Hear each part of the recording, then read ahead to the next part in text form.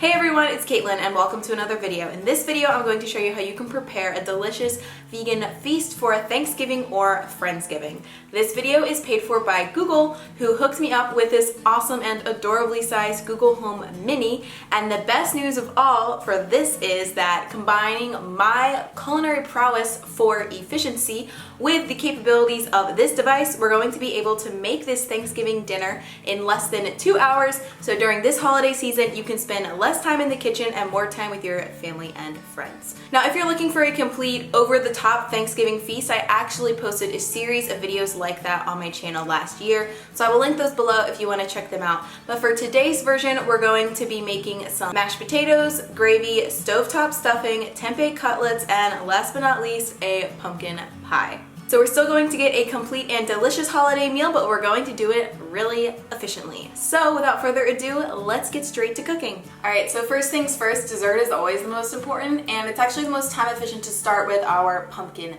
pie. So I have all of the ingredients for the pie right out here with me, and the first thing I'm going to do, which I already did, is to preheat my oven to 350 degrees Fahrenheit.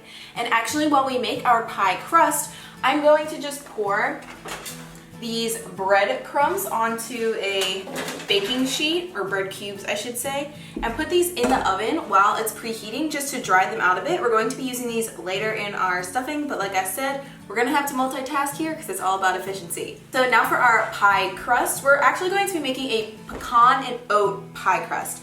So I have some oats and pecans right here, but to bind them together, I'm going to be using medjool dates. So I have about half of a cup of dates here, and the trick to get your dates very moist and soft is to soak them in warm water. But sometimes it takes like 10 minutes or so, so I'm just going to top this mug off with some water and microwave this for about a minute. All right, so the dates came out of the microwave. I'm just gonna let them sit for a bit while we make our crust. So the first thing we're actually going to do is make an oat flour by adding a cup of our oats into a food processor and blending this for about a minute. Then we'll add in the pecans, and then finally we're going to drain the dates, get most of the water out, throw those in there, and then blend it all together, and it should form a nice sticky dough. All right, so now that I have my dough here, I'm just going to pour it into this pie pan and press it around the edges. And you may want to slightly grease the pie pan just because it's going to make the pie easier to come out later. So to start out for the filling, we're just going to be putting a can of pumpkin puree, 1.5 cups of plant-based milk, I use soy milk, and our spices and salt into a pot, and we're going to bring this to a simmer.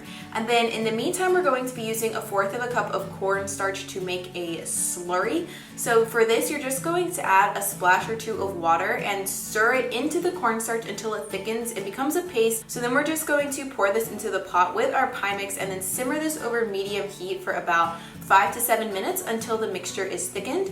Then we're going to transfer this to a food processor and blend it with some dates, and this is going to make our pumpkin pie filling. So after that, we're just going to pop it in the oven. All right, so now we have our pie, and we're going to be baking it in a 350 degree oven for 30 minutes. So hey Google, can you set a timer for 30 minutes?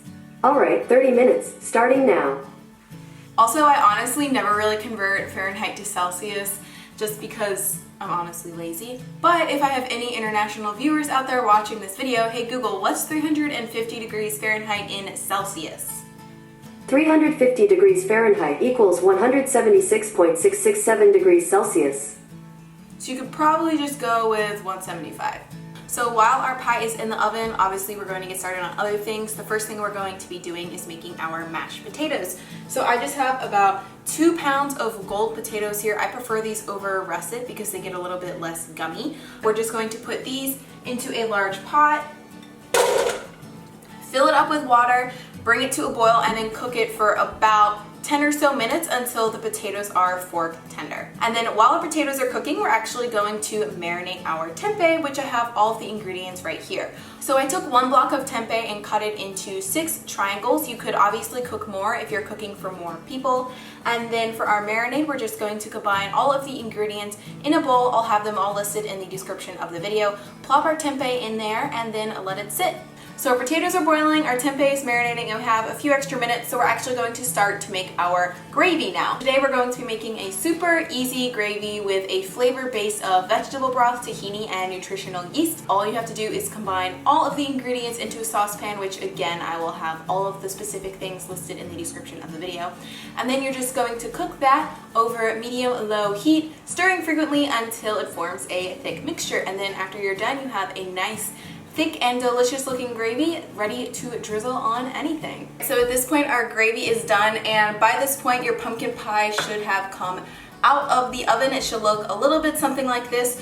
You want it to cool completely so it has time to thicken. Depending how soon you're going to be serving this Thanksgiving feast, you might want to stick it in the fridge. Now I rinsed and drained my potatoes over here, so I'm going to whip up my mashed potatoes. So I'm just going to use an electric mixer for these over a low speed. Potatoes are kind of finicky, so I usually just start with half of a cup of unsweetened plant milk and I increase from there. It's always better to add too little than too much, just so your potatoes don't turn into potato soup, because I don't know, it's probably not what you're going for on Thanksgiving. So we're just going to add all of those ingredients to the pot, and then we're going to use our hand mixer to mix everything over a low speed until it is to your desired consistency. Then you can just put those to the side. All we have left is to make our stuffing and finish up our tempeh, which is still marinating, if you guys remember. So for our stuffing, we're going to make things more efficient by cooking it all on the stovetop. And I decided to keep the stuffing pretty basic and simple, but if you wanted to add in some extra veggies to it or extra spices to it, you totally can. But for this recipe, I used about half of a loaf of bread. I used Ezekiel bread because it's all that I had in my freezer. But we're also going to need some chopped veggies, vegetable broth, and then for our spices, we're going to be using some rosemary, thyme, sage, pepper, and a little bit of salt. So to start out, we're just going to add a splash of vegetable broth to a pan, and I use vegetable broth instead of oil, but you could use oil instead if you'd like. Then we're just going to add our celery, carrot, and onion and saute that until it's translucent. And then at this point, we're going to add in our dried bread cubes, a little bit more vegetable broth, and then we're going to cover this and stir it occasionally, but we're going to let it sit for a few minutes over medium-low heat until the mixture starts to thicken and look more stuffing-like. And this last step is totally optional, but if you have an oven-safe pan, you can crisp up the top of your stuffing by putting it in the broiler. So you actually do have some downtime while your stuffing is cooking because you don't have to be constantly watching it. So while the stuffing is cooking, you guys are actually going to be cooking our tempeh as well. And tempeh, in my experience, cooks the best when we steam it, then saute it. So we're just going to pour all of this into a pan and cook it down until there is basically no liquid left. And then you have the optional step of broiling it if you just wanted to get a little bit crispy on the outside, and it'd be perfect to broil this at the same time as the stuffing. And just in case you were worried about getting your protein on Thanksgiving Day, first of all, it's Thanksgiving, but vegans can totally get enough protein. For example, hey Google, how many grams of protein are in one serving of tempeh?